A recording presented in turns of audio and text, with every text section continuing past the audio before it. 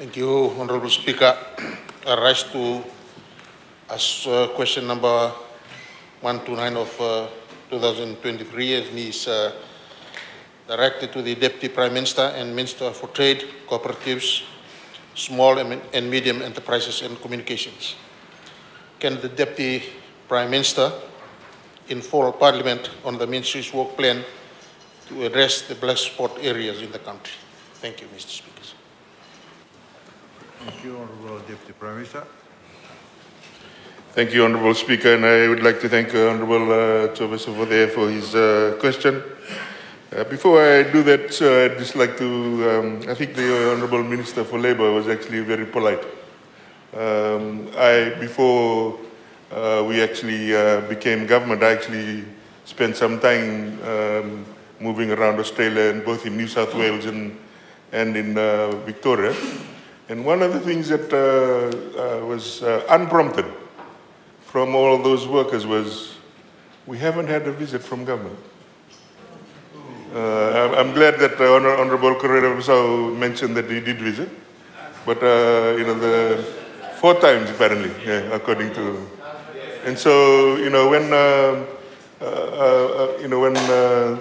Honourable Koi was touting the scheme as an initiative of the government, but I think I'd urge them to just reflect on how they executed the scheme. Because Mr. Speaker, sir, they did not actually have the infrastructure to support the whole thing. The initiatives that the Honourable Minister for Labour, he's done it in 6 months. So he should be praised and credited for taking care of that matter. I'll now answer the question, Mr. Speaker, sir. Mr. Speaker, sir, I rise to respond to the question raised by the Honourable Member of the Ministry's work to address black spot areas in the country. Before I begin, and for the benefit of all members of the public, please let me just to explain what black spots are. These are areas where there is essentially no internet activity, and the other common technology is grey areas. And this is where internet connectivity is somewhat intermittent. Internet connectivity, Mr. Speaker, as we agree, is now the backbone of the modern world and has become an inseparable part of our daily lives. Reliable and stable internet connectivity provides a gateway to access for information, education, economic opportunities, and connecting our loved ones in a way that was unimaginable a few years ago. Access to good quality, affordable, secure internet connectivity is crucial, and the government and ministry are fully committed to bridging the digital divide. Mr. Speaker, sir, there are already 240 declared sites which have been identified as having poor or no connectivity. And Mr. Speaker, sir, I seek both sides of the House indulgence. When I saw that list, I wasn't happy with it because I felt that it didn't address the whole needs of the country. It was selective, it only picked on certain provinces, and it did not look in an all-encompassing way across the provinces.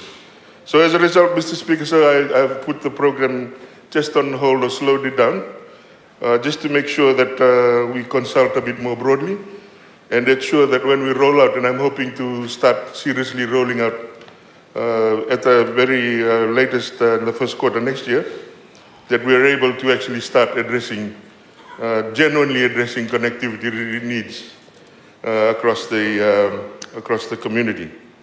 Apart from that, Mr. Speaker, sir, the ministry has also been attending to, has been getting feedback from provincial councils, just to ensure, again, that when connectivity is rolled out, that we do address everybody. So essentially, I'm hoping what we will do, Mr. Speaker, sir, is actually publicly announce provinces that are going to be, where internet is going to be rolled out, and then start systematically covering the provinces. And I will keep this august House informed, particularly as I know both sides of the House have elected members in their various electorates, and it's important that this is done. We do have a trust account, Mr. Speaker, sir, that has funds in it, and what I am hoping to do, once we start spending the money, I'll be reaching out to the stakeholders, namely Vodafone, Telecom, and Digicel, to see whether they can actually start addressing the grey spots as part of the overall exercise, because one of their contentions has been that the money that's been sitting in the trust account has not been used, and so they are holding off on actually addressing the grey spots. In terms of other things that we are doing, Mr. Speaker, sir, we are maintaining a program from the previous government, which is maintaining telecenter programs for 26 schools, partnering with the Ministry of Education, and we will see whether we can continue to expand that initiative.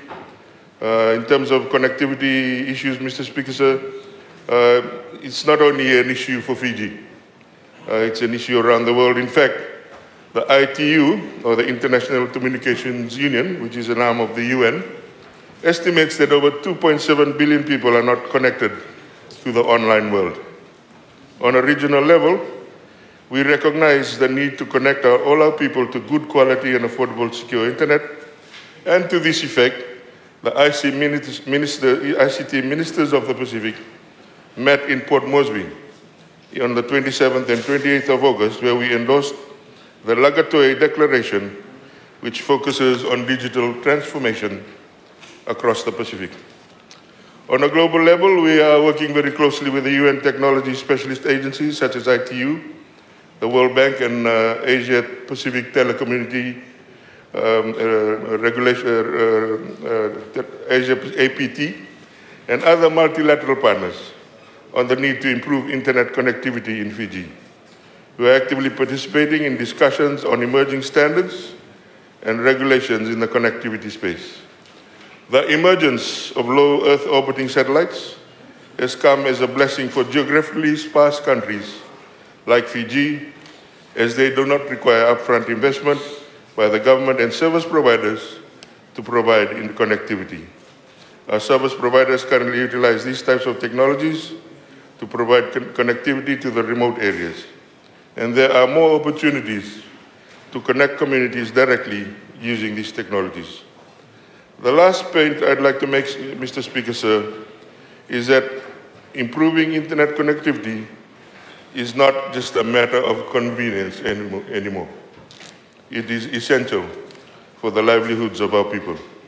It is a matter of national development and progress.